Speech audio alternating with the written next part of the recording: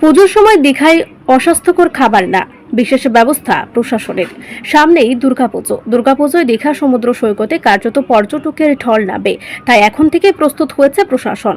দীঘায় পর্যটকদের আকর্ষিত করে বিভিন্ন ধরনের স্ট্রিট ফুড ও সি ফুড, কিন্তু দীঘার হোটেল, রেস্টুরেন্ট ও রাস্তার পাশে বিভিন্ন দোকানগুলিতে খাবার আদৌ স্বাস্থ্যসম্মত কি, এ প্রশ্ন বারবার ঘুরে ফিরে আসে। কিন্তু এবার পুজোর সময় দীঘায় আসা পর্যটকদের জন্য সুখবর, দারুণ উদ্যোগ প্রশাসনের। পুজোয় দীঘায় আর অস্বাস্থ্যকর খাবার না।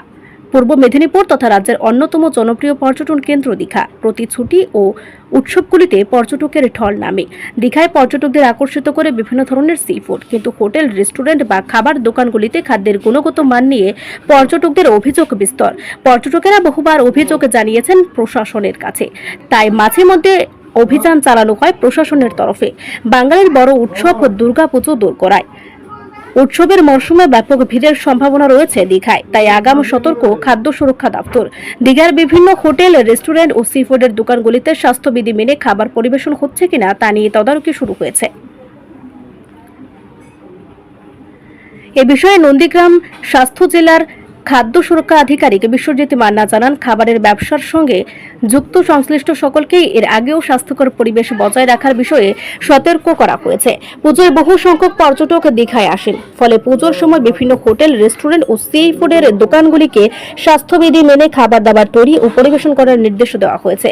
পুজোর সময় কোনো ধরনের অভিযোগ উঠলে সঙ্গে সঙ্গে তা খতিয়ে দেখা হবে, প্রয়োজনে লাইসেন্সও বাতিল করা হবে। দীঘার বিভিন্ন হোটেল, রেস্টুরেন্ট ও সি ফুডের দোকানগুলিতে মূলত অভিযোগ উঠে বাসি খাবার মজুত করে রাখা, আবার কোনো দোকানে খাবারের মেশানো হয় নিষিদ্ধ রং, আবার মেয়াদ উত্তীর্ণ খাবার ও অস্বাস্থ্যকর পরিবেশের রান্না। সব নিয়ে পুজোর মুখে রেস্টুরেন্ট, হোটেল ও সি ফুডের দোকানদারদের আগাম সতর্ক করেছে খাদ্য সুরক্ষা দপ্তর।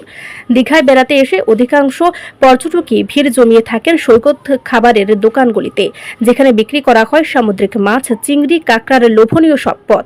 তাই পুজোর আগে পর্যটকদের স্বাস্থ্যকর খাবার তুলে দিতে উদ্যোগ গ্রহণ করেছে খাদ্য সুরক্ষা দপ্তর। পূর্ব মেদিনীপুর জেলার দীঘা থেকে সৈকত শ্রিয়া রিপোর্ট, লোকাল 18 বাংলা।